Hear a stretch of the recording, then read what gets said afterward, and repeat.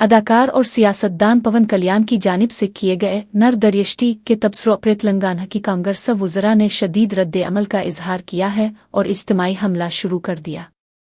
तेलंगाना के सिनेमाटोग्राफी के वजीर कोमिट रेड्डी वेंकट रेड्डी ने इस सिलसिले में सख्त बयान जारी किया।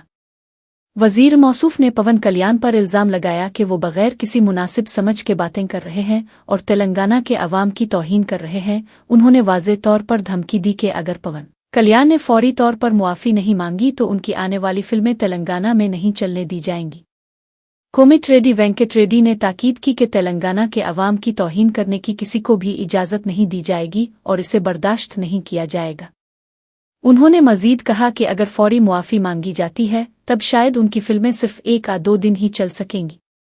वजीर ने यह धमकी अपने उहदे और इख्तियारात की बुनियाद पर दी है, जिससे फिल्म सनत और सियासी हलकों में हंगामा पैदा हुआ है। यह वाक़या वाज़े करता है कि पवन कल्याण के बयान पर सियासी तौर पर तेलंगाना में किस कदर नापसंदीदगी पाई जाती है। यह मामला इस वक्त तेलंगाना की सियासत और फिल्म सनत के दरमियान एक नई तनाज़ा को उजागर करता है। కానీ ఈ విధంగా మాట్లాడి 15 దాదాపు 13 సంవత్సరాలు అయిపోయింది తెలంగాణ 13 సంవత్సరంలో పడుతున్నది। ఈ సమయంలో మా తెలంగాణను అవమానపరచొద్దని పవన్ కళ్యాణ్ గారు బేషరతుగా క్షమాపణ చెప్పితేనే తెలంగాణ ప్రజలు క్షమిస్తారు।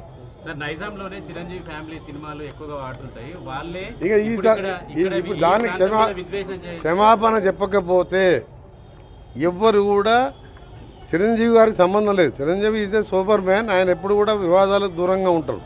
కానీ పవన్ కళ్యాణ్ కొత్తగా రాజకీయాలకు వచ్చి డిప్యూటీ సీఎం కాగానే తెలిసి తెలియకనే మాట్లాడిండో మరి కావాలని తెలంగాణ వాళ్ళని అవమానపరచాలనుకుండో ఏమనుకుండో కానీ దానికి క్షమాపణ చెప్తే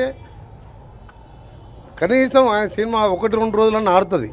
చెప్పకపోతే ఎక్కడ కూడా తెలంగాణ థియేటర్లలో సినిమాలు రిలీజ్ కావు। సినిమాటోగ్రఫీ మినిస్టర్గా నేను చెప్తున్నా ఈ మాట।